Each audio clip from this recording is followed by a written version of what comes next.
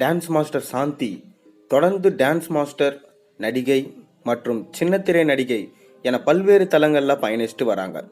சின்னத்திரையில் மெட்டி ஒலி சீரியலில் டைட்டில் பாடலுக்கு நடனமாகி ஏராளமான ரசிகர்களை இவங்க கவர்ந்தாங்க. தொடர்ந்து அடுத்தடுத்த சீரியல்லையும் இவங்க பணிபுரிந்தாங்க. அது மட்டும் இல்லாமல் பிக் பாஸ் சீசன் 5 நிகழ்ச்சி மூலம் ஏராளமான ரசிகர்களை சென்றடைந்த சாந்தி அடுத்தடுத்து படங்களில் கமிட் ஆகி செயல்பட்டு வராங்க. பல பேட்டிகள்லையும் கொடுத்துட்டு வராங்க. இந்நிலையில் சாந்தி நடிகர் ரஜினிகாந்த் தன்னிடம் காதல் திருமணம் குறித்து பேசியதை தற்போது பேட்டி ஒன்றில் வெளிப்படையாக சொல்லியிருக்காங்க. அது என்ன விஷயம்னு வாங்க உள்ளே போய் பார்க்கலாம். அதுக்கு முன்னாடி சேனலுக்கு சப்ஸ்கிரைப் பண்ணாதவங்க சப்ஸ்கிரைப் பண்ணிவிட்டு அப்படியே இந்த வீடியோக்கு ஒரு லைக் பண்ணிவிட்டு வாங்க வீடியோக்குள்ளே போகலாம். நடன இயக்குனர், நடிகை மற்றும் சீரியல் நடிகை என பல்வேறு தளங்களில் செயல்பட்டு வருபவர் டான்ஸ் மாஸ்டர் சாந்தி. தன்னுடைய 10வது வயதிலேயே கிழக்கு வாசல் என்ற படத்தளத்தில் நடன கலைஞராக இவர் தன்னுடைய என்ட்ரியை சினிமாவில் துவங்கினார். தொடர்ந்து பல படங்களில் டான்ஸ் மாஸ்டராகவும் நடன கலைஞராகவும் பணிபுரிந்த சாந்தி சின்னத்திரையில் மிக பெரும் வரவேற்பை பெற்ற மெட்டி ஒலி சீரியலின் டைட்டில் பாடலில் நடனமானார்.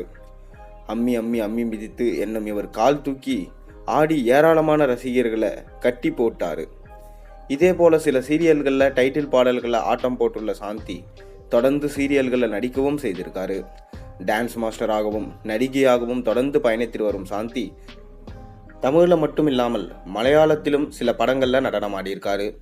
இதனிடையே அடுத்தடுத்து தன்னுடைய பேட்டிகளில் தன்னுடைய 30 ஆண்டுகளை தாண்டிய சினிமா பயணம் குறித்து பல சுவாரஸ்யமான விஷயங்களை பகிர்ந்து கொண்டார்.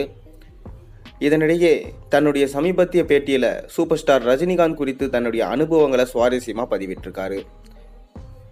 ஒரு பாடல் ஒன்றுக்கு சூப்பர் ஸ்டாரோடு இணைந்து ஆட்டம் போட்ட நிலையில் தன்னிடம் ரஜினிகாந்த் தான் யாரையாவது காதலிக்கிறீர்களா என்று கேட்டதாகவும், தான் அதற்கு ஏன் சார் இப்படி கேட்கிறீர்கள் என்று பதிலுக்கு கேள்வி எழுப்பியதாகவும், அதற்கு ரஜினிகாந்த் காதலிக்கலாம், ஆனால் காதலித்தவர்களை திருமணம் செய்து கொள்ளக்கூடாது என்று கூறியதாகவும், அவரது இந்த பதில் தனக்கும் உடனிருந்தவர்களுக்கும் மிகப்பெரிய அதிர்ச்சியை கொடுத்ததாகவும் சாந்தி தெரிவிச்சிருக்காரு.